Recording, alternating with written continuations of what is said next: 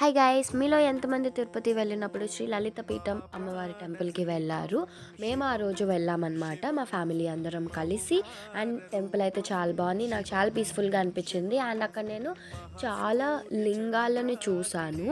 And ఎక్కడ ఏమేమి ఉన్నాయి, ఎక్కడ ఏ లింగాలు ప్రతిష్ఠించబడ్డాయి అనేది మొత్తం చూసామన్నమాట. చూసారా చిన్న చిన్న తాబేళ్ళు ఎంత బాగున్నాయో. అండ్ మేము స్టార్టింగ్ ఎంటర్ అయిపోయామన్నమాట టెంపుల్ లోపలికి. యాక్చువల్గా టెంపుల్ లోపలికి ఫోన్ అలా ఉండదు. అండ్ ఫర్ ఆర్ లక్ నేను మధ్యలో దేవుడి ఫోటో తీసాను సడన్గా ఎవరు లేనప్పుడు. అండ్ మీకు మధ్య మధ్యలో లింగాలు అన్నీ కనిపిస్తాయి. అండ్ మళ్ళీ దేవుడి విగ్రహాలు కూడా కనిపిస్తాయి. శ్రీ కామాక్షి దేవి కంచి టెంపుల్ అన్నమాట, తమిళనాడులో ఉంది. శ్రీ శృంగాల దేవి టెంపుల్ వెస్ట్ బెంగాల్లో ఉంది. టెంపుల్ లోపల చూస్తే ఒక ఫౌంటైన్, ఒక చిన్న ఫౌంటైన్, ఒక చిన్న రివర్ ఫ్లో లాగా చాలా బాగా ఉంది. శ్రీ జోగులాంబ దేవి అమలాపురం ఆంధ్రప్రదేశ్లో ఉన్నారు. అండ్ ఈమె విగ్రహం ఇది. అండ్ మీకు లింగాలు ఓంకారేశ్వర లింగం ఇది వచ్చేసి మనకి మధ్యప్రదేశ్లో ఉంది.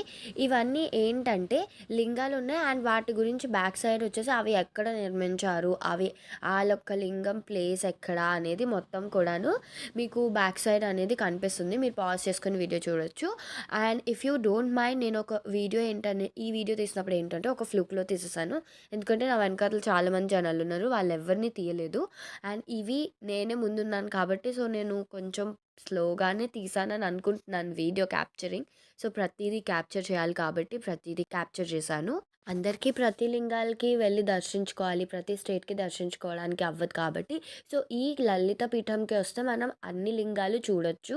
అండ్ నేను చాలా కొత్త కొత్తగా కూడా చూసాను for the first time. And మళ్ళీ నాకు చాలా పీస్ఫుల్గా అనిపించింది. లైక్ ప్రతి ఒక్కరికి అంత టైం ఉండదు అన్ని స్టేట్స్కి వెళ్ళి అన్నీ చూడడానికి. అండ్ ఇలాంటి వాటికి వెళ్ళినప్పుడు కొంచెం మైండ్ అనేది పీస్ఫుల్గా ఉంటుంది. నాకైతే ఒక మంచి రిలీఫ్ వచ్చింది. లైక్ అట్లీస్ట్ నేను ఇలాగైనా చూసగాను అనే ఒక హ్యాపీనెస్ అనమాట. దర్శనం అయితే చాలా బాగా అయింది మాది. అండ్ మేము చాలా హరిలో వెళ్ళాము. ఎందుకంటే నెక్స్ట్ మాకు చాలా టెంపుల్స్ ఉన్నాయి ఇంకా చూడాల్సినవి. అండ్ నెక్స్ట్ వీడియోస్లో అప్లోడ్ చేస్తాను. ఈ వీడియో వచ్చేసి మీరు లాస్ట్ వరకు చూసేయండి.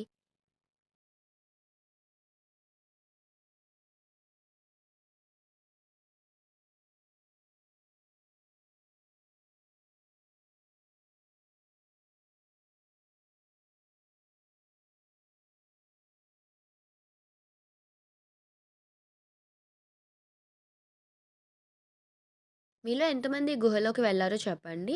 అప్పట్లో శ్రీరాముడు ఆయన పాఠాలు నేర్చుకోవడానికి ఇలాంటి ఒక గుహలోనే ఉన్నారు, ఇక్కడే పాఠాలు నేర్చుకున్నారు అనేది చెప్పారనమాట. అండ్ ఆ విజువల్స్ కూడా మీకు చూపిస్తాను.